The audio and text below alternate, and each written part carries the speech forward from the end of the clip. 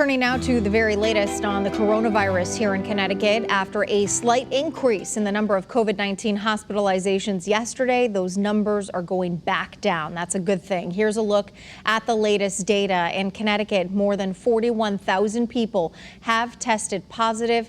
Nearly 3,800 have passed away, and about 700 patients are currently in the hospital. Meanwhile, tonight, it looks now like the state is heading toward a dramatic face-off with the tribes. They're still planning to reopen the casinos on Monday, while the governor is urging them to wait at least 2 more weeks. Channel 3 Eyewitness News reporter Matthew Campbell is joining us now live. And Matthew, the implications happening here really will be felt throughout the region. Yeah, Aaron, you know, all Northeast casinos are going to be watching Connecticut closely because they don't want to get a late start on the action. Other governors have said if we in Connecticut open up, their arms are going to be twisted, and you'll likely see a domino effect of casinos opening up sooner than they were planning on. Blackjack, roulette, poker. Chris Donovan is an avid player at Mohegan Sun, but when they and Foxwoods reopen on June 1st, you won't see him at the tables.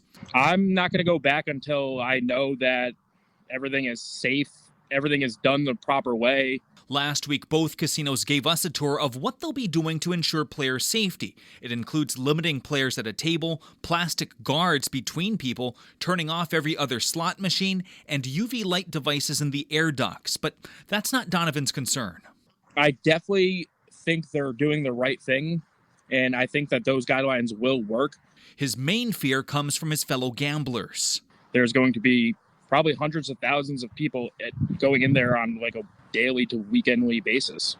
With casinos from Atlantic City to Maine all closed, if Foxwoods and the Sun open first, the market will look like it did back in the 90s. They're the only game in town, so once the huge gamblers know that we're open, they're going to flock to the casino. That's what scares me the most. And that's what scares the governor. If I can get them to delay it, even a couple weeks makes a world of difference. You know how long 2 weeks is in COVID. He's been urging the tribes to hold off, but so far they're not budging.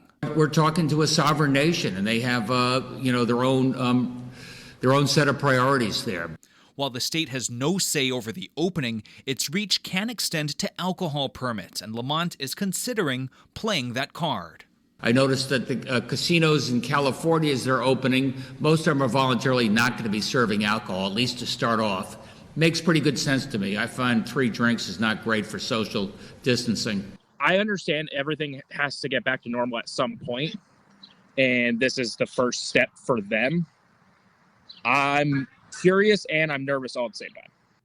We'll continue watching closely. Also, when the tribes made this announcement last week, there was some confusion over whether out-of-state players could even come. The short answer, the casinos will be open to anyone from anywhere. However, only players in Connecticut and Rhode Island will get marketing offers like free bets, match play, and comped gifts. Live above the newsroom, Matthew Campbell, Channel 3 News.